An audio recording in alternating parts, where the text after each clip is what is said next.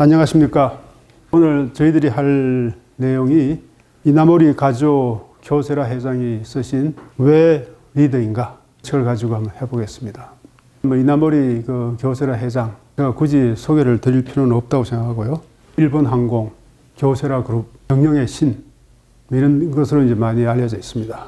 이분이 경영자로서의 아주 특출한 능력을 발휘했지만, 제가 보기에는 이 저술가로서 아주 쓰신 책들이 7, 8권 이상 되는 것 같아요. 그래서 아주 저술가로서도 아주 이름이 있는 분이다, 이렇게 해서 생각이 되고요. 사진이 이렇습니다. 여기에 www.kyocera.co.jp 이나모리, 지금 공식 홈페이지예요. 여기 들어가 보시면 한국말, 영어, 물론 일본어 세 가지로 해서 그분의 일생에 대해서 자세히 나와 있고, 책 쓰신 책의 내용도 간략하게 소개되어 있습니다. 그리고 이 사진은 거기서 제가 따온 사진이고요. 그런데 이제 제가 여기 들어가서 내가 처음 발견한 사실인데요. 여러분 우범선이라고 혹시 들어보셨죠? 우범선 그러면 1895년 얼미사변. 얼미사변 그러면 조금 민비시의 사건, 그러면 여러분 다 아실 거예요. 거기에 우범선이가 그때 개화파로서 무관을 했었어요. 무관. 일본의 낭인들이 궁궐을 습격할 때 조금 도움을 준 사람입니다. 그래서 이것 때문에 일본으로 망명을 했고요. 그래서 일본에 망명해가지고 결혼을 해서, 여기 잘 안 보이는데요. 여기 우범선씨고 일본인 부인이에요. 그 가운데 있는 사람이 누구냐? 첫 번째 아들입니다. 첫 번째 아들이 누구냐? 우장춘 박사예요. 우장춘 그러면 여러분 많이 어떻게 기억나시죠? 씨 없는 수박. 이분이 50대에 기국을 하셔가지고, 그때 이승만 박사 계실 때인데요. 이승만 박사께서 초청하셔가지고 대통령. 그래서 우리나라 씨 없는 수박, 그리고 벼, 육종 사업에 많은 기여를 하신 분입니다. 그래서 들어오실 때는 한국말을 전혀 못했어요. 그래서 한 10년 동안에, 62세 때 돌아가셨는데요. 한 10년 동안에 한국을 위해서 많은 도움을 주신 분입니다. 근데 이 우장춘 박사의 넷째 딸이 아사코예요. 아사코하고 이나모리 교세라가 결혼을 했습니다. 그러니까 우장춘 박사가 이나모리 교세라의 장인이 되시는 분이에요. 근데 이제 그 두 분이 이제 넷째 딸의 맛은 보기 전에 한 번 두 분이 만났다고 그래요. 그 이야기도 이 공식 홈페이지에 나와 있는 이야기인데요. 그래서 만났을 때 두 분이 서로 상당한 호의를 가졌다. 왜 호의를 가졌느냐? 이 우장춘 박사는 연구하는 분이잖아요. 뭘 연구하시는 분. 그리고 이나모리 교세라 회장도 뭔가를 연구해가지고 제품을 개발하시는 분이니까 두 분이 서로 연구자로서 서로를 알아보고 호감을 가졌다는 그런 이야기가 있습니다. 그래서 상당히 우리나라 한국하고 이제 깊은 인연이 있는데, 저는 이 이나모리 교세라 회장을 한국에서 많이 소개를 했는데 이 이야기는 전혀 본 적이 없어요. 그러다 공식 홈페이지에서 봤는데, 왜 한국에서 이걸 알 텐데 왜 그런 걸 신문에서 발표를 안 했을까? 저도 정확하게 생각하는데요. 아마 이분 때문에 그런 것 같아요. 우범선. 그러니까 이분이 민비시의 사건에 관계했으니까 친일파다. 그러니까 아마 우리나라에도 상당히 반감을 가지는 분이 많이 계시니까, 그래서 아마 이 이야기는 빼지 않나 싶은데요. 요새 와가지고는 민비에 대해서 우리가 재평가를 하고 있잖아요. 그래서 사실은 우리나라를 팔아먹은 사람은 우리가 아는 이완용이 아니고 민비다. 민비 때문에 우리나라가 이렇게 망했다 해서 아마 민비에 대한 재평가를 해야 되지 않을까, 이렇게 생각을 하는데요. 자, 우리가 이런 한국과 인연이 있습니다. 그래서 왼쪽에 보시는 것이 우리 오늘 할 책인데, 이 책의 원본이 오른쪽에 보이는 책이에요. 오른쪽에 보시면 심이에요. 그래서 왜 리더인가 하는 것은 우리 한국에서 책 제목이 좀 어떻게 좋아야 되잖아요. 마음 그러면 누가 보겠어요. 왜 리더인가 하니까 이제 뭔가 있다. 그래서 제목을 그렇게 바꾼 게 아닌가 싶은데요. 그래서 여기 나오는 요거 잘 안 보실 텐데요. 제목이 심인데 여기 나오는 요 부분을 다시 한번 제가 확대해 봤어요. 확대하면 이렇게 됩니다. 저도 일본말을 못 하는데요. 대충 뜻은 알잖아요. 인생은 인생이죠. 오라고 하는 것은 목적적 조사예요. 널 이런 게. 인생을 뜻대로 마마니, 요거는 이제 하는 대로 있는 뜻이에요. 마마니 through 하는 것은 힘. 힘은 바로 뭐다? 심이다. 이런 뜻이에요. 그래서 인생을 뜻대로 하는 힘은 마음이다. 이렇게 이제 번역이 가능합니다. 그래서 결국 이 책은 기본적으로 마음에 관한 책입니다. 마음을 어떻게 우리가 다스리느냐. 이것이 기본적인 책이에요. 그러다 보니까 마음을 잘 다스리면 리더가 된다는 거죠. 그래서 아마 한국판이 왜 리더인가 하는 제목이 붙지 않았나 이렇게 생각이 듭니다. 이분들이 많은 책을 썼습니다. 이 책에. 이 책에 뭐 금방 아메바 경영 하는 것은 자기의 경영 철학이에요. 아메바라 그런 것은 뭐예요? 작은 조직이잖아요. 그래서 이분은 그 회사를 어떻게 운영하느냐? 작은 조직으로 나누어 가지고 작은 조직끼리 서로 경쟁하면서 회사의 그 경쟁력을 키우자. 그래서 작은 조직이니까 거기에 속한 사람들은 모두 뭐예요? 자기가 경영자다 하는 그런 기분을 갖는 거예요. 그래서 우리가 크게 그 아메바 경영에서 우리가 흔히 말하는 저 회사를 크게 나누면 뭐예요? 생산부, 판매부가 있잖아요. 생산만 하고 생산한 물건을 이 판매부로 넘겨가지고 판매부가 이제 물건을 팔아가지고 이익을 실현한다. 그것이 일반적인 회사의 경영 방침인데 이 사람은 예를 들어서 생산부 따로, 판매부 따로 이렇게 따로 나누는 거예요. 생산부에서 물건을 생산하면 적정한 가격을 붙여가지고 판매부에다 파는 겁니다.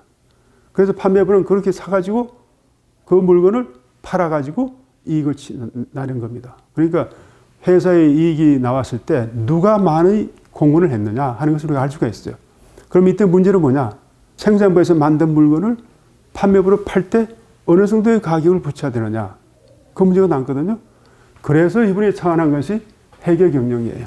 트랜스퍼라는 게 넘긴다는 거잖아요. 트랜스퍼 프라이싱 한다고 우리 일반적으로 이야기를 하는데 그때 그 전이 가격, 트랜스퍼, 전이한다, 넘어간다. 그 가격을 어떻게 정하느냐. 그래서 이분의 회계학은 좀 독특합니다. 우리가 알고 있는 현대 회계학하고 좀 달라요. 그래서 이 사람만이 창안한 회계학입니다. 그래서 독창적이에요. 그 다음에 이제 어떻게 살아야 하는가. 이것도 700만 부가 팔렸다고 그러는데요. 700만 부. 전 세계적으로. 일본에서 110만 부가 팔렸고, 뭐 중국에서도 많이 팔렸고, 오히려 이 사람의 마음 공부, 여기가 더 그쪽을 강조한 책 같아요. 근데 내용은 비슷비슷합니다. 그래서 어떻게 살아야 하는가 하는 책도 우리가 한번 사볼 필요가 있고요. 그 다음에 어떻게 해서는 강해지는가, 이거는 뭐 일반적인 그 책이라고 생각되고요. 그래서 이 책을 우리가 공부하기 전에 자, 마음 공부하는 가장 훌륭한 책은 뭐라고 생각하세요? 우리가 뭐 마음 공부 많이 하잖아요. 마음을 다스려라 할 때 우리가 가장 제가 지금 드리는 질문은 답이 없는 질문이에요. 정답이 없습니다. 그러니까 각자가 생각하신 대로 그것이 답인데 제가 생각할 때는 마음 공부하는 가장 훌륭한 책은 불교 책이에요. 불교가 바로 마음을 다스리는 책입니다. 그래서 이 책의 내용이요. 불교 책하고 비슷해요. 그리고 이분도 언젠가는 은퇴한 다음에 스님으로 들어가서 탁발성으로서 그래서 절에서 지냈다고 하는 그런 이야기가 있는데요. 그래서 이 책의 그 내용이 마음 공부하는 책이니까 불교하고 비슷하다. 그런데 불교 책하고 다른 점이 한 가지가 있어요. 불교 책은 그래서 이름만 막 싹 갖다 쓰려 해가지고 참 읽어보기가 참 난해합니다. 공이다. 텅 비었다. 참 텅 비었다. 뭐가 텅 비었다는 거냐? 공. 12연기. 이것이 있으면 저것이 있고 이것이 없으면 저것이 없다. 뭐 당연한 거 아니냐? 그런데요. 이분은 그 불교책, 비슷한 그 불교의 마음 공부 책을 이야기하면서 자기의 사례를 드러났어요. 지금. 자기가 이러한 것을 겪었기 때문에 나는 이렇게 생각한다. 이렇게 나가야 된다. 하니까 불교책하고 다른 점은 자기의 사례를 딱 들어주니까 우리가 이해하기가 좋잖아요. 이렇게 성공한 분이 말씀하시는 건데 자기가 직접 체험한 것을 이야기하니 그래서 한번 이 책에 따라서 내가 마음 공부를 해보자 라고 생각이 듭니다. 뭐 불교책은 읽어봐도 잘 이해하기가 힘들어요. 사족이지만 저는 우리나라 불교 신자는 많은데요. 불교를 제대로 하는 사람은 없어요. 왜 그러냐? 그래서 스님들도 불교를 몰라요. 아니 제대로 우리한테 설명을 안 해줍니다. 마음 바르게 살아라 그 이야기만 자꾸 하지 뭐 어떻게 하는 게 있지 마음 바르게 살아냐 그에 대한 답이 없습니다. 그래서 오히려 그 불교를 공부하시려면 대학가에 계시는 교수님들이 더 강의를 더 잘하시더라고요. 자기가 첫 번째 딱 두 가지 경험을 이야기합니다. 요거만 잘 우리가 이해하면은 이 사람이 뭘 이야기할 거 있다는 게 거의 다 나와요. 서문에 딱 두 가지 경험입니다. 하나는 뭐냐니까요. 여기 보세요. 초등학교 다닐 때의 경험하고 그다음에 첫 직장에서의 경험 그 두 가지가 자기가 딱 예를 들면서 이 초등학교 다닐 때 숙부가 이제 결핵에 걸렸는데 아버지는 지극히 간호하기 위해서는 그 숙부가 거처하는 방에 가서 이제 간호를 해야 되는데 자기는 결핵에 걸릴까봐 겁이 나가지고 숙부가 있는 방문을 지나갈 때는 이 코를 막고 이렇게 지나갔다고 그래. 그렇게 그만큼 자기가 조심을 했다는 거죠. 그런데 결과는 어떻게 됐느냐? 자기는 결핵에 감염되고 아버지는 무사하더라. 그럼 왜 그러냐? 자기가 너무 결핵을 두려워하니까 오히려 마음이 그러니까 마음이 결핵을 끌어들였다. 그래서 자기는 결핵이 걸렸다. 자기가 마음이 그렇다. 마음이 중요하구나. 아버지는 결핵에 걸리더라도 숙부니까 동생을 내가 지극히 간호해야 된다. 간호에만 열중하는데 그러니까 오히려 결핵에 안 걸리고 자기는 오히려 반대로 나가니까 결핵에 걸리더라. 그래서 이 모든 것은 마음이 만들어내는구나 하는 것을 자기는 깨달았다 하는 이야기를 자기는 하시고요. 그래서 여기도 보시면 우리가 과학적으로 보더라도 접촉한다고 해서 결핵에 걸리는 건 아니에요. 두 번째 또 경험은 뭐냐니까요. 대학을 졸업했어요. 그분이. 대학을 졸업해가지고 어렵게 이제 취직을 했는데 그 회사가 부도가 나가지고 모든 사람들이 다 떠나가 버렸습니다. 그래서 자기는 생각했어요. 야, 이 참 내가 어렵게 들어온 회사인데 모든 사람들이 다 떠나갔다. 나는 어떻게 해야 되느냐. 그래서 그때까지는 자기는 실험이라는 걸 제대로 자기는 못 해본 적이 없어요. 실험이라는 걸, 뭘 만들어낸다는 걸 자기는 생각해 본 적이 없는데 이제 방법이 없다. 내 혼자만 이 회사에 남았다. 나는 어떻게 해야 되느냐. 그럼 내가 좋은 물건을 만들어내지. 해서 마음을 바꾸니까 안 되던 실험도 못하던 실험도 잘 되더라 이거예요. 그래서 연구에 매진해가지고 이 세라믹이라는 걸 만들어가지고 그것 때문에 이 사람이 교세라 그룹을 창업하게 된 겁니다. 바뀐 것은 마음인데 상황이 거짓말처럼 달라지더라. 그래서 이분이 생각할 때는 이 마음 공부구나. 마음을 어떻게 먹냐에 따라 가지고 세상이 어떻게 달라진다. 그래서 마음 공부를 하자라고 하는 것이 이 책의 주제가 되겠습니다. 이분이 하시는 말씀이 어떤 마음가짐은 복을 불러들이고 어떤 마음가짐은 화를 불러들이는가. 그것은 마음의 크기에 비례한다. 그래서 사업의 성공은 경영자의 마음가짐에 따라 결정된다. 이렇게 이제 이분이 말씀하시니까 그래서 이 번역하시는 분이 책 제목을 왜 리더인가, 누가 리더인가라고 이제 지었다고 저는 생각합니다. 이제 이분의 결론을 먼저 말씀드리고 책 내용을 한번 전반적으로 훑어보고 책의 내용을 좀 자세하게 살펴볼 텐데요. 저자의 결론은 이렇습니다. 나는 늘 위태로웠고 불안했다. 그래서 고민했다. 시공이 바뀌어도 변하지 않는 확실한 것은 무엇인가? 그것은 바로 사람의 마음이었다. 이렇게 이제 그분이 이제 결론을 내리치고 돈도 명예도 권력도 인기도 언젠가는 허물어진다. 하지만 사람의 마음이란 거기에 사람이 있는 한 사라지지 않는다. 그래서 나는 마음을 토대로 두고 경영을 해 나가겠다고 소신을 세웠다. 이것이 이 주제입니다.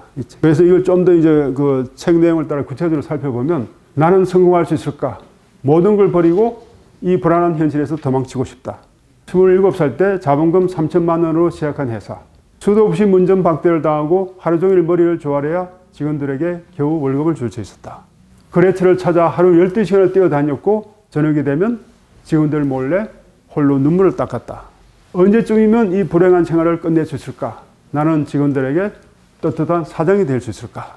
이렇게 자기는 생각을 했는데 가난한 사장이었던 한 청년은 60년 후 직원 7만 명을 거느린 기업의 총수가 되었고 과거 자신과 같은 초보 사장들에게 이렇게 당부한다. 위기를 넘기고 사업을 키우는 건 돈도 인재도 능력도 아닌 오직 사람의 마음이라고. 이제 이분이 이제 주장을 하고 계시는 겁니다. 그 스리발처럼 단단한 리더의 마음은 순식간에 주변에 퍼져 거대한 파장을 일으키고 회사는 바로 그 힘으로 성장한다. 그래서 어느덧 아운의 노경영자가 된 그는 그때를 돌아보며 불안한 시대를 건너는 리더들에게 이렇게 묻는다. 당신은 어떤 리더인가? 위기 앞에서 기꺼이 가장 먼저 죽을 각오가 되어 있는가? 이렇게 이제 이분이 전반적인 책의 내용을 말씀을 하시고 이제부터는 5가지로 나누어서 마음 공부를 하는 5가지를 나누어 가지고 이제 이 책의 내용을 저술하고 있습니다. 첫 번째가 진화입니다. 진화. 그래서 이제 마음이 무엇인가, 마음이 무엇인가 이제 그걸 이제 우리가 이야기하는 겁니다. 이분이 이제 교세라 설립을 해가지고 직원들에게 자기가 겪었던 이야기를 쭉 하면서 직원들의 마음을 얻으려고 그랬어요. 근데 직원들이 별로 그렇게 시궁뚱해요. 그냥 자기가 그냥 옛날 이야기를 해주니까 뭐 놓친 데가 왜 저 이야기 하나 그러고 시궁뚱해서 가지고 내가 이렇게 노력을 하는데도 마음을 얻지 못하는구나. 그래서 나는 어떻게 해야 되느냐 해서 시작한 것이 마음 공부고 그래서 그렇게 하기 위해 첫 번째 단계가 마음은 어떻게 생겼느냐 마음의 구조를 이분이 한번 생각해 보기 시작했어요. 그래서 뭐 여러 가지 이야기가 나오는데요. 제가 그림을 가지고 설명을 드릴게요. 이게 이제 마음의 구조라고 이렇게 되어 있는데요. 이 그림은 원전에는 없어요. 번역본에만 나오는 책입니다. 하도 책이 좋아가지고 원전을 내가 일본에서 직구를 했는데요. 보니까 없더라고. 좀 그림이 희미하잖아요. 내가 다시 그려봤어요. 이렇게 그려봤어요. 그림을. 한번 이제 봅시다. 이게 마음의 구조가 어떻게 생겼는지. 이분이 이제 생각하는 마음의 구조는 우리가 감성이 있잖아요. 감성, 느낌, 지성. 그것이 이제 겹치는 데서 우리의 마음이 결정된다. 그 사이에는 본능이 있다. 본능. 본능이라는 것은 뭐예요? 우리가 본능이라는 것은 우리가 이기적인 마음이잖아요. 내가 본능대로 행동한다. 뭐 돈이 있으면 취하고, 뭐 나를 위해서 본능적으로 행동하는 게 본능이잖아요. 그래서 이제 본능이나 이기적인 마음이 차 있고, 여기 진화라는 것은 가장 순수한 마음이에요. 우리가 이런 말을 많이 하잖아요. 우리 각자의 마음 속에는 부처가 있다. 그래서 부처를 딴 데서 찾지 말고 네 마음에서 찾아라 하는 것이 불교에 나오는 이야기인데요. 그래서 진화라는 것은 가장 순수한 마음. 순수한 마음은 어떤 마음이 순수한 마음일까요? 본능에 반대되는 마음이잖아요. 본능은 이기적이라면 진화는, 참나는 이타적입니다. 남을 도와주는, 남을 자비의 마음. 석가모니 그 부처님이 자기 자신을 위해서 일한 건 아니잖아요. 너무 다 대중들을 구하기, 자비의 마음, 연민의 마음, 이게 이타적인 마음이에요. 그래서 이런 이타적인 마음이 있는데 이 업이라고 하는 것이 뭐냐? 업이라고 하는 것이. 업이라는 게 자기가 살아온 경험에 따라서 생긴 인생관이에요. 내가 이렇게 뭐 남한테 속고만 살았으면 남을 갖다 의심하게 되고 내가 참 이렇게 선하게 살았으면 이 내가 선한 마음을 갖는 업이에요. 업을 짓는다 그러잖아요. 우리가 불교에서도. 그래서 이 업하고 이 진화가 서로 결합한 것이 서로 공통적인 분별을 갖는 것이 그것이 혼이에요. 그래서 결국 혼이 이제 사람의 마음을 결정하는 겁니다. 그래서 내가 수양을 산다는 것은 되도록이면 뭐예요? 나쁜 업은 없애고 좋은 업을 가져가지고 점점 진화한테 가까워지는 나의 참된 이타적인 마음에 가까워지고 내가 자꾸 나쁜 짓만 많이 하면 나쁜 짓이라는 건 내 본능에 따라서 행동하는 게 나쁜 짓이에요. 그냥 뭐 도둑질 한다는 것도 아니고 그렇게 되면은 뭐예요? 점점 이기적인 마음이 생기는 거예요. 그럼 점점 본능에 가까워지는 겁니다. 그래서 이 자기가 살아온 이 과정이 업이고 이 진화는 본래 있는 순수한 마음인데 그러면 되도록이면 내가 선한 업을 지어가지고 이 진화에 가깝게 참된 나에 가깝게 행동해야 경영자가 그런 마음을 가지고 내가 그렇게 행동해야 내가 남한테 도와준다. 이타적인 마음을 가지면 갈수록 상대방이 나한테 반발하겠어요? 아니면 나를 따라오겠어요? 따라오지 않습니까? 그렇게 되면 어떻게 돼요? 분쟁이 없죠? 분쟁이 없으면 자유가 생기는 거예요. 내가 마음대로 행동할 수 있는 거예요. 거침이 없다는 거죠. 자유라는 것이. 거침이 없다는 거죠. 왜냐하면 자꾸 남을 내가 이기적으로 행동하면 상대방이 반발하니까 점점 부딪히잖아요. 부딪히게 되잖아요. 그러면 내가 거침이 있는 거예요. 거침이 있고 자유가 없는 겁니다. 그래서 사람의 마음을 끌기 위해서는 진화, 참된 나에 돌아가야 된다. 참된 나는 뭐냐? 이타적인 마음이다. 남을 도와주는 마음이다. 그래서 이런 자기가 마음의 구조를 자기가 생각을 하고 점점 나는 남을 도와주는 이타적인 마음으로 회사를 경영하고 인생을 살아가자. 우리가 헌덕 생각하기에는 상식으로 생각할 때는 이기적으로 살아도 내가 살아가기 힘든 이 세상인데 여기 이타적이 되면 살아갈 수 있을까? 우리가 그렇게 잘 생각을 하지 못하잖아요. 그런데 이렇게 해서 교세라 그룹이 이렇게 했다니까. 그래? 그런가 보다. 이런 숭하게 되는 겁니다. 자, 이것이 이제 그분이 생각하시는 뭐예요? 마음의 구조예요. 그런데 그 다음 장을 보시면요. 이것은 뭐예요? 불교에서 생각하는 마음의 구조입니다. 설명하려면 한참 걸리니까 한번 제가 간단하게 설명하면요. 안식, 안이라는 건 눈이에요. 안, 이, 비, 썰, 신체. 의라는 것은, 의식. 내가 봤을 때 뭔가 마음이 움직이죠. 뭘 봤을 때. 우리 감각기억으로 뭘 보면 마음이 내가 코끼리를 보면은 코끼리는 내가 보는 대상이고 눈은 뭐예요? 내가 보는 근본 그 도구예요. 그래서 코끼리를 보면 코끼리다 하고 마음이 이렇게 작용하는 것이 바로 안식이에요. 감각이라고 부르고 의식은 우리가 사고방식, 정신세계. 그런데 그 잠재의식으로서 말라식이 있고 아래아식이 있어요. 불교에서 그렇게 이야기합니다. 말라식이 자아집착식이에요. 교세라 회장께서 말씀하시면 이것이 바로 그분이 말씀하시는 본능이에요. 그리고 아래아식은 근본심이라고 번역하는데 불교에서 말하는 참나 또는 뭐예요? 이분이 말씀하시는 진화예요. 진화. 그래서 상당히 그 불교적인 그 마음의 구조하고 일맥상통하다. 그렇게 저는 생각합니다. 여기서 얻은 결론은 이타심을 진화를 회복하자. 그 다음에 이제 두 번째 질문은 욕망과 자기 애로부터. 이것이 바로 뭐예요? 그 본능이에요. 그래서 자유를 얻는 사람은 그 자취를 찾을 수 없다는 말은 거침이 없다는 이야기죠. 자유를 얻는다. 하늘을 나는 새처럼. 그래서 두 번째 질문은 조화를 이분이 이제 제목으로 끄집어냈습니다. 그래서 이제 그분이 이제 예를 하나 드는 겁니다. 20대 중반까지 좌절의 연속이었었어요. 왜 그러냐? 국민학교 때 벼락에 걸렸다고 그랬죠. 중학교 시험에 2번 실패하고 대학 입시도 실패하고 그리고 취업한 회사는 아까 부도 직전. 아까 그래가지고 자기가 다 떠나가니까 내가 이 회사를 살려야 되겠다 해서 아까 세라믹을 개발했다고 말씀을 드렸지 않습니까? 그래서 이렇게 다 실패했는데 딱 자기가 성공한 것이 하나 있더라. 그건 뭐냐? 고등학교 때 종이봉투 장사를 했는데 그건 성공을 하더라. 그래서 왜 그럴까? 종이봉투 장사는 자기 자신을 위한 것이 아니고 내가 이 종이봉투를 만들어 가지고 우리 가족의 생계를 좀 도와야 되겠다 라고 하는 그런 마음을 가지고 하니까 종이봉투 사업은 성공하지만 나를 위해서, 내 자신을 위해서 벼락에 안 걸리려고 내가 코를 막고 다니고 피해 다니고 그건 내 자신을 위한 일이잖아요. 숯불을 위한 일은 숯불을 간호해 줘야죠. 나 자신을 위해서니까. 내가 벼락에 걸릴까 봐. 그래서 나 자신을 위한 일은 다 실패를 했는데 남을 위한 일은 성공을 하더라. 그것이 바로 뭐예요? 이타심 아니겠어요? 그 다음에 두 번째는 통신회사 그 다이니 덴덴을 자기가 인수를 했는데 처음에는 굉장히 불리해. 왜냐면 자기 거기에 대한 경험도 없고 여러 가지로 자기가 불리했지만 자기가 마음먹었던 것은 뭐냐? 내가 이 회사를 경영해가지고 돈을 버는 것이 아니라 장거리 통신 비용을 인하해서 국민들에게 편의를 주겠다. 라고 하는 그런 마음을 가지고 하니까 이 기업은 성공을 하더라. 하는 것을 이분이 이제 예를 자기가 들어주시는 겁니다. 그 다음에 또 하나 예를 드는 것이 자기가 창업 초기가 되니까 창업 초기에 그 직원들이 자기에게 무리한 요구를 하는 거예요. 회사는 어려운데 그 월급을 올려달라 뭐 무리한 요구를 해서 참 자기는 고민이 많이 했었어요.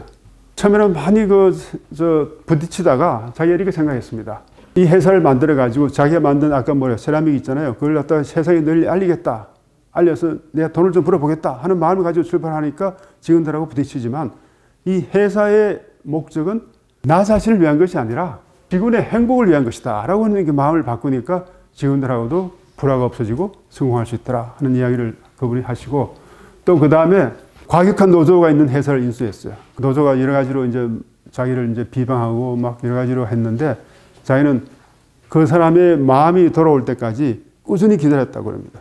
과격한 노조를 같이 싸우지 않고 자기의 마음이 전달될 때까지 꾸준히 했더니 10년 후에 그 자기가 다른 복사기 제조업체를 인수할 때 그 회사를 인수할 때 가장 많은 도움을 준 사람이 과격한 노조가 있는 벤처 기업에 있는 사람들이었다. 그래서 결국 그 마음이 중요하다 하는 것을 이분이 좀 말씀을 하고 계시고요.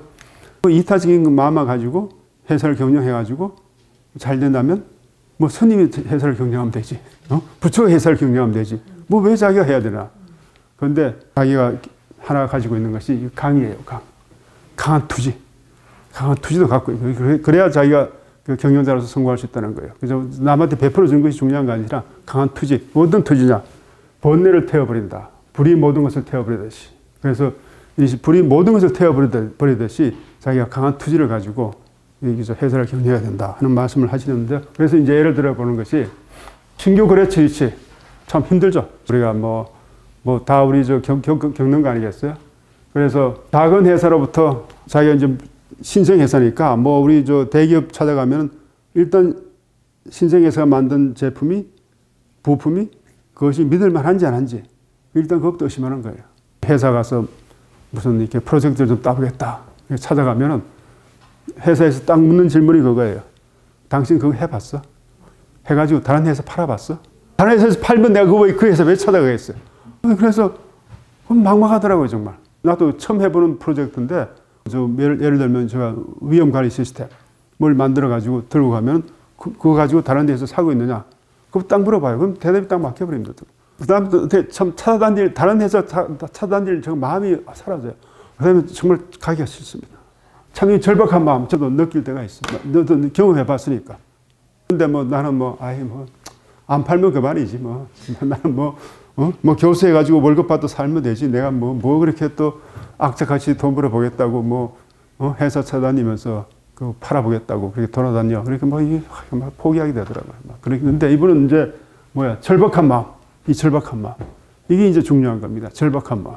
세일즈맨의 일조가 판매는 거절당할 때부터 시작한다. 판매는 거절할 때부터 그때부터 판매가 시작된다. 이런 말을 하는데, 한번 당해보시면 말이에요. 아유, 결정 없어요. 다시 가고 싶지 않아요. 그런데 눈앞에 벽이 아무리 커 보여도 절박한 마음이 있으면 그것이 뜻이 이루어진다. 라고 하는 것을 이분이 이제 말씀을 하고 계십니다. 그런 것이 바로 강입니다. 강. 또 비슷한 예가 말이에요. IBM의 대형 컴퓨터 핵심 부품을 수주했어요. IBM 같은 큰 회사에서 부품이 이제 수주가 되니까 그날 이제 너무 이제 좋아가지고 이제 직원들 불러서 스키야키 파티를 하면서 자축을 했어요. 대기업으로부터 수주를 받았으니 이제 저기만 잘 납품하면 다른 대기업도 이제 문제가 없다. 이게 일단 이제 하나가 이제 납품이 되기 시작하면 다른 데는 훨씬 쉽잖아요. 그래서 절박한 마음. 그것을 절박한 마음 어디서 나오겠어요? 강. 그래서 이제 강을 이제 강조를 하고 계시는 겁니다. 그 다음에 이제 중요한 이야기 같은데요. 그러니까 무슨 난간에 부딪혔을 때 절박한 마음 있으면 된다. 그런데요. 얼마나 절박한 마음을 가져야 되는지 그건 저도 잘 모르겠습니다. 그런데 정말 내가 이거 아니면 내가 이 세상에서 내가 살아가기 힘들다는 그런 어떤 절박한 마음을 가지면 반드시 뭐가 있어요. 도와주는 사람이 나타나요. 그것을 이분은 뭐라고 이야기했느냐 하니까요. 신의 속삭임이라고 해요. 신의 속삭임. 신의 속삭임. 그런데 어떤 스토리를 하니까 TV의 전련 제품에 사용되는 포스테리아트라는 재료의 합성에 성공했는데 이를 좀 찰지게 해주는 재료를 좀 만들려고 아무리 노력하더라도 되지가 않아요. 회사에 솥하고 난비를 가지고 와서 실험에 몰두했지만 시행착오를 거듭하더라. 그런데 어느 날 구두 밑창에 뭔가 덜 붙어 있어가지고 이 어느 놈이 이걸 또 잘 실험실도 치우지 않고 갔느냐 하고 이제 화를 내면서 그걸 띄보니 파라핀 왁스라고 하는, 파라핀 왁스는 게 그 초 만드는 게 파라핀이잖아요. 그 파라핀 왁스가 붙어 있는 그 종이가 실험실에 널려 있어가지고 그것이 자기 구두의 밑창에 붙었다 이거죠.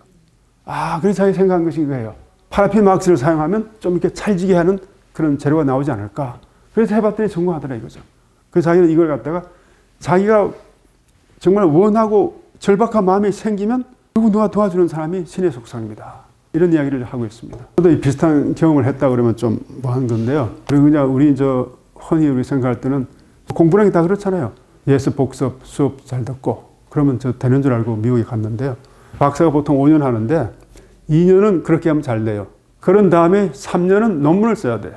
논문이라는 건 그저 창조하는 겁니다. 그런데 우리나라 우리 유학생들이 미국에 갔을 때 미국 교수가 2번 놀란다 그래요. 첫 번째는 왜 놀라느냐. 말도 제대로 떠듬떠듬거리고 영어도 잘 못하잖아요. 우리가 처음 갔을 때. 시험을 보면 성적은 잘 나와.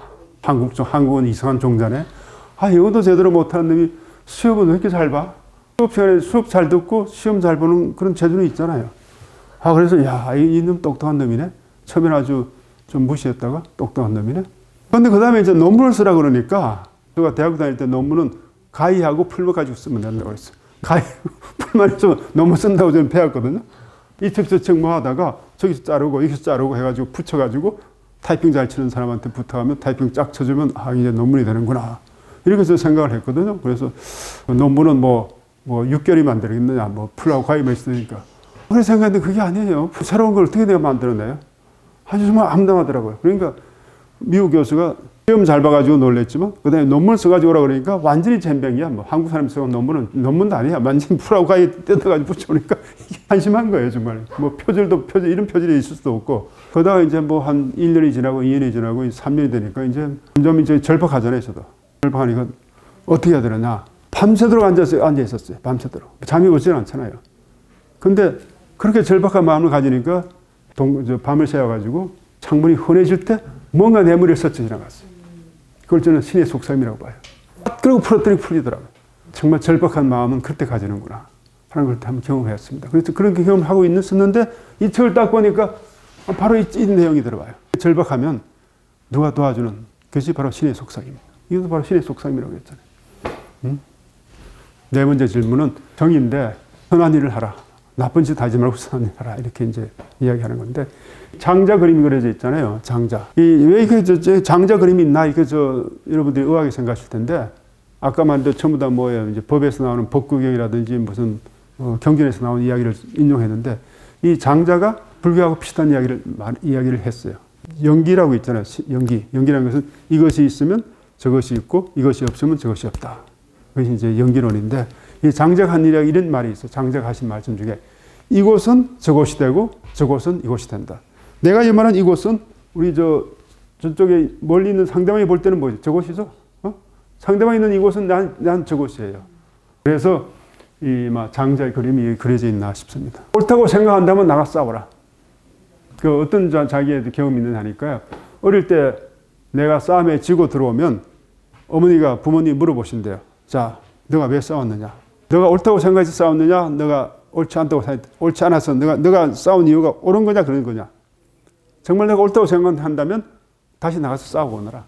라고 부모님이 말씀을 하셨대요. 그래서 자기는 옳은 거라면 자기는 끝까지 해야 되고 옳지 않다면 자기는 하지 말아야 된다. 그래서 그런 마음을 가지고 경영을 하다 보니 여러 가지 불편한 상황이 있잖아요. 내가 이것을 이렇게 해야 되나 저렇게 해야 되나. 그때 자기가 생각하는 기준이 이렇게 하면 쉽고 저렇게 하면 어렵다. 그런 것이 아니라 무엇이 옳으냐. 그게 자기 판단 기준이다. 경영자로서 쉽고 어려움이 자기 판단 기준이 아니고 옳고 그름이 판단 기준이다.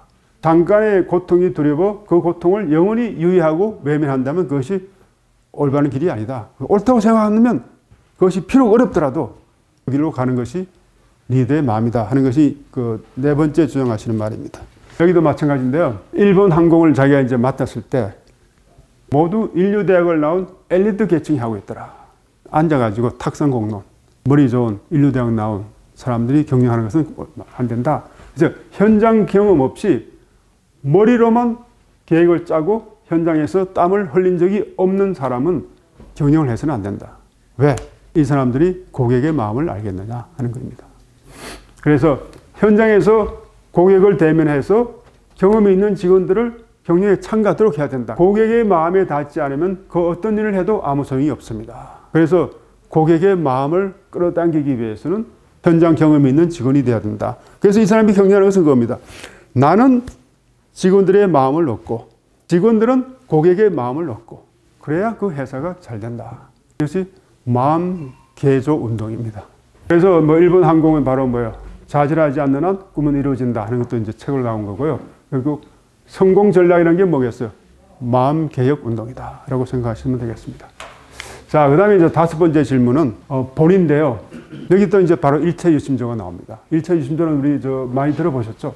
모든 것은 오로지 마음이 지어낸다. 흔히 일체 유심조를 설명할 때 잘 인용되는 예가 이겁니다.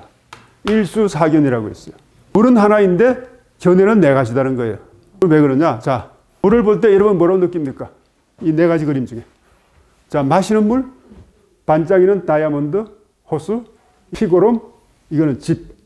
같은 물을 보더라도 네 가지로 볼 수 있는 거예요. 자, 우리 사람은 어떻습니까? 사람은 이거죠?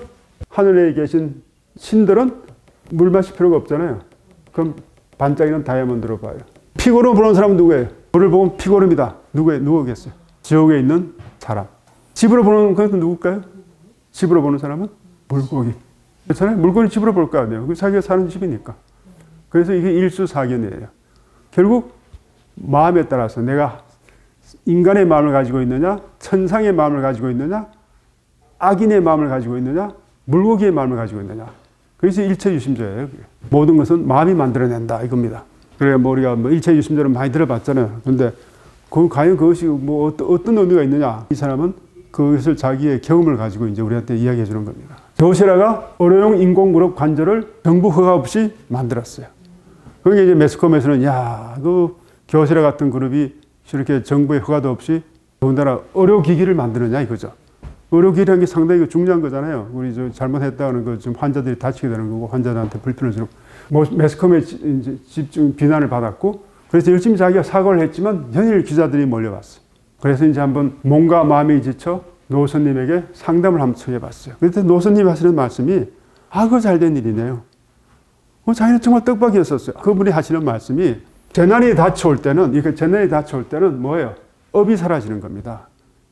당신이 옛날에 지은 나쁜 업을 이런 재난이 닥쳐오면 이래 가지고 사라지는 겁니다. 그러니까 그게 잘된 일 아니에요?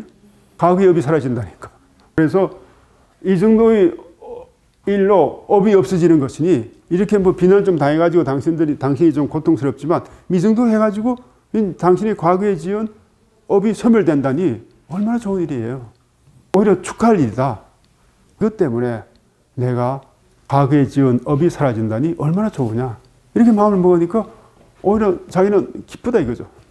우리 흔히 그런 말을 많이 하잖아요. 뭐 어떻게 사고를 당했을 때, 야, 그만해도 다행이다. 그래서 오히려 큰 사고를 내가 오히려 더 피해가는 길이다. 큰 사고 대신 내가 이게 조그만 사고를 당했구나. 뭐 그런 이야기를 많이 하잖아요. 그래서 인생을 우리가 잘못돼야 되는 것은 실패하고 좌절이 아니라 성공과 칭찬이다. 성공하고 칭찬해가지고 자기 오만한 마음을 가지면 성공해야지 오만한 마음을 가지는 것이 바로 내가 인생을 실패하는 것이지 실패해가지고 좌절 겪는다 해가지고 내가 인생을 실패하는 것은 아니다는 거죠. 그래서 이런 예를 한번 들어보시고 그다음에 두 번째는 마츠시타 전기 산업에 이제 납품을 했어요. 그러니까 납기와 품질에 대한 요구 사항이 매년 높아가요. 그렇잖아요. 그리고 가격 인하해달라. 흔히 우리 신문에 많이 보잖아요. 갑질한다. 응? 대기업들이 중소기업한테 품질은 높아가고 가격은 낮춰라. 그러니까 뭐 중소기업들이 정말 못 살겠다. 납품업체는 갑질이라고 불평했지만 자기는 뭐예요? 언제나 감사하는 마음을 가졌어. 값은 낮추고 품질은 자꾸 높아가지만 그래도 매년 꾸준히 자기 기업한테 교수들한테 납품을 받아주니 얼마나 고마운 일이냐. 그래서 자기는 고맙게 생각하고 있었다. 그런데 그것이 언제 빛을 발했느냐? 이렇게 계속 뭐예요? 가격을 낮추고 품질을 올라가니 그것이 경쟁력이 돼가지고 미국 진출할 때 자기는 상당히 유리한 위치에서 진출할 수 있었다. 그래서 이것도 역시 뭐예요? 마음이 일체유심전한 이야기죠. 그 다음에 이제 마지막으로요. 불교에서는 또 뭐를 많이 강조합니까? 인연이라는 게 뭐예요? 연기라는 것이 바로 인연이에요. 연기. 그래서 마지막으로 자기가 이런 인연을 갖다 자기가 이야기하는데 초등학교 때 성생님은 중학교 시험 2번 실패했지만 끝까지 성생님이 자기를 사립학교로 진학시켰고 고등학교를 졸업하고 난 다음에는 집안 형편상 직장을 구하려고 그랬는데 결국 선생님이 대학으로 가라. 그래서 대학에 갔고 대학에서 만난 교수분은 졸업 논문을 높이 평가해주고 취업도 시켜주고 그리고 또 취업한 후에 직장 상사와의 갈등으로 회사를 그만두고 야, 이제 외국으로 파키스탄으로 가겠다 했더니 그래도 너는 일본에 나와서 연구를 해라.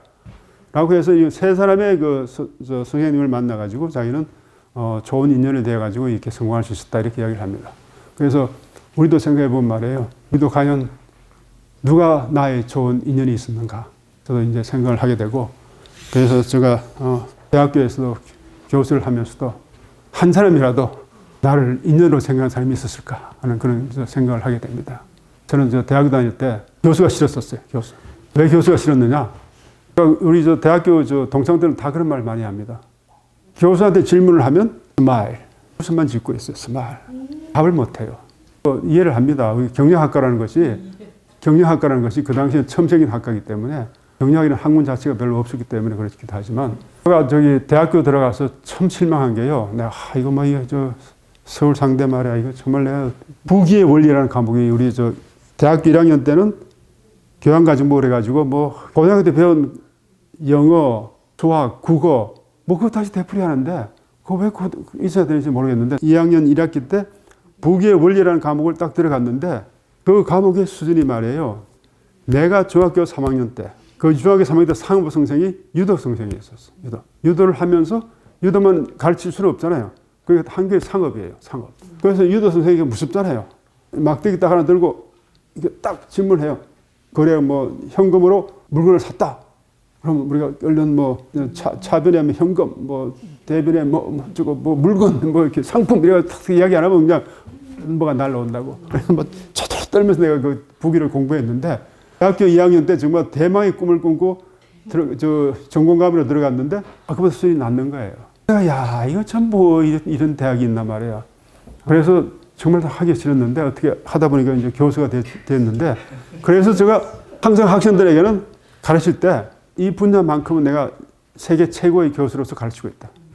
자부심을 가져 너희들.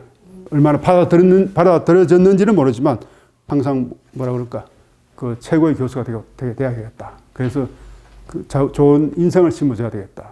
그런 것이 항상 마음이었는데 딱 이걸 보니까 그 생각이 딱 나더라고요. 그래서 인연이라는 게 이런 거구나 싶었습니다. 자, 그럼 좀 쉬었다 할까요? 네. 네. 얼마 시간이 됐어요? 한번 1시간 10분. 벌써? 지금 1시 딱 정확하게. 그래서 이제 이 마지막 질문을 던지고 해서 이거분이 이제 결론이 뭐냐? 성공만 생각하고 성공할 것처럼 행동하라. 그리고 마음이 무너지지 않으면 그 무엇도 무너지지 않는다. 이것이 이제 마음을 이제 강조한 겁니다. 저는 이걸 한번 생각해 봤어요. 이 5가지를 이분이 말씀하셨잖아요. 첫 번째가 뭐예요? 진화. 두 번째가 조화. 세 번째가 투지. 네 번째가 도리. 다섯 번째가 근본이에요. 이 5가지를 이제 이분이 말씀을 하셨는데 무엇이 가장 중요할까?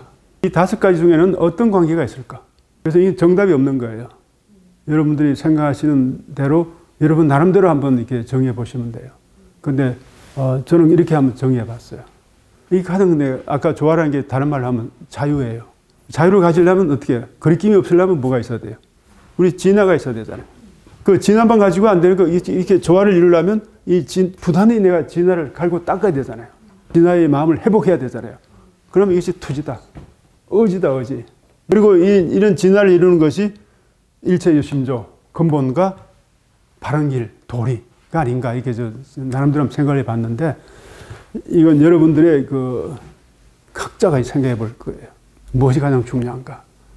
나는 어떤 분은 그래서 참나가 중요하지. 이렇게 생각하시는 분도 있고, 그렇지 않아. 나는 도리야, 도리. 어떤 사람은 나 아니야. 근본이야. 근본 일체 유심조야. 이렇게 생각하시는 분도 있고요. 그건 여러분들의 이제 각자 판단에 맡기는 겁니다. 이렇게 한번 정리를 해보면 이 책의 내용에 대해서도 뭔가 더 이해가 더 되지 않을까 싶습니다. 그 다음에 이제 왜 이 책을 읽어야 되느냐? 이건 저 나름대로 한번 생각해 본 거예요. 왜 이 책이 중요하냐? 자, 첫 번째. 경영학 또는 행정학에는 리더십에 대한 연구를 많이 합니다. 경영학하고 행정학에서 리더십. 경영한다, 행정한다는 것이 리더잖아요. 그게 수많은 책들이 있지만 이 책은 이 저자의 생생한 경험에 바탕을 둔 책이에요. 리더십 그러면 내가 지금도 머리에 떠오르는 것이요. 행정학 공부할 때 리더의 자질은 뭐냐? 첫 번째 행정학 공부할 때 벌써 1986년이니까 벌써 한 40년 전에 내가 행정학 책을 읽어볼 때 나온 그 구절인데요. 우리가 보통 생각할 때 리더의 자질은 뭐예요? 뭐 키가 크고 말을 잘하고 언변이 좋고 그게 리더의 자질로 보잖아요. 이렇게 쉬는 선판. 그게 좋아야 된다. 그런데 그 행정학 책에서는 그게 아니다. 리더의 자질은 비전을 제시하고 우리가 어떻게 나가야 되느냐. 그리고 그 비전을 달성하기 위한 리소스, 사람, 돈, 리소스를 잘 끌어오는 사람이 리더다 하는 그 이야기가 제가 아직도 머리에서 떠오르는데요. 근데 이 책은 뭐예요? 마음을 수양하는 사람, 이타심, 진화를 가지고 있는 사람이 리더다 하는 것이 이제 이 저자의 경험에 바탕을 둔 책이고, 두 번째는 경영자는 직원의 마음을 잡고 또 직원은 고객의 마음을 잡아라 이렇게 이야기를 했는데, 나는 이 책을 읽어보고 나니까 이 책은 독자의 마음도 잡고 있구나. 독자의 마음을 잡더라 하는 그런 기분이 들었습니다. 독자 그만큼 감명 깊게 읽었다 이거죠. 그 다음에 아까 투지 이야기 했잖아요. 저도 아까 내가 만든 리스크 매니지먼트 위험관리 시스템을 한 팔로 갔다가 누구야 당신 이런 말 듣고 내가 그냥 나와버렸는데, 이 역경에 직면했을 때, 어려움에 직면했을 때 이를 헤쳐나가는 용기를 주는 책이 바로 이 책이라고 생각합니다. 이 책을 보고 나서 내가 그때 내가 그 위험관리 시스템을 만들어가지고 팔로 다닐 때 이 책을 봤더라면 내가 그렇게 하지 않았을 텐데 하는 그 마음이 들어요. 그래서 우리가 흔히 마음이 심란할 때 저는 잘 독송하는 경이 반야바라밀다 경이에요. 왜냐하면 그것이 짧아요. 270자밖에 안 돼. 그래서 그건 금방 근데 거기에 모든 게 다 들어가 있습니다. 관자재보살, 행진반야바라밀다시, 조견 오은계곡, 도일체고액 하고 이제 나오는 건데요. 저로 바로 있는 책 같아요. 책을 우리가 반야바라밀경에 비교하는 것이 좀 어떤지 모르지만 그와 같이 우리가 훌륭한 책이다. 저는 그렇게 생각합니다. 마지막으로 말이에요. 우리가 흔히 미국 책이나 이런 데 보면 한 챕터를 나오고 난 다음에 챕터 한 장, 그 다음에 이제 연습 문제 좀 나오잖아요. 그 다음에 나오는 것이 이게 잘 나와요. Food for Thought예요. 뭐냐니까 생각할 거리. 이걸 읽어보고 내가 이 연습 문제 풀어보고 그 다음에는 이제 내가 이 장에서 배운 걸 가지고 한번 뭘 생각해봐라. 생각할 거리예요. 한번 이런 걸 생각해봤어요.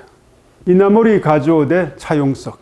차용석은 우리가 누구예요? LG 생활건강의 부회장입니다. 그런데 여기는 뭐죠? 이 사진은 뭐예요? 친목해, 연찬해 그런 그림이잖아요. 확 떠들어대는 그림. 탁발성, 수도성. 그죠? 그러면 이나모리 가조가 잘하는 것 중에 하나가요. IBM 부품을 수주받았을 때 무슨 파티를 열었다고 그랬어요? 스키야키 파티 했다고 그러잖아요. 그래서 이분은 직원들하고 굉장히 친밀감을 많이 강조합니다. 스키야키 파티 또는 뭐 사부사부. 왜 그 음식을 좋아하느냐. 사부사부나 스키야키 파티는 한번 중간에 끓여가지고 다 나눠가지고 먹잖아요. 나눠가지고. 그래서 직원들하고 친목도 많은데 굉장히 좋다고 그러고. 그래서 자기 그 회사 내에 이런 친목의 방이 있대요. 거기서 스키야키 파티를 가장 많이 한답니다. 이나모리 가조는 이쪽이고요. 파티 열고 직원들하고 막 이렇게 교감하기를 좋아하고, 차용석 회장은 이 스타일이에요. 똑성 스타일이에요. 그래서 조선일보에 이런 기사가 났습니다. 김경준의 리더십 연구라고 2018년도 때 나온 조선일보 기사인데요. 뭘 비교했느냐 하니까 친목회 회장님과 추도성 부회장의 공통점. 이나모리 가조 회장은 이때 86세니까 뭐 아마 나이가 좀 짐작이 되겠죠. 그리고 LG 생활건강의 차용석 부회장, 이때 나이가 65세 때예요. 근데 비교를 했는데, 물론 우리 이나모리 가조 회장은 뭐예요? 뭐 경영의 신다니까 뭐 경영을 잘하는 걸로 알고 있고, 이 차용석 부회장은 14년 동안에 부회장으로 있으면서 주가를 4,400% 올렸대요. 44배. 그게 경영을 잘한 거죠.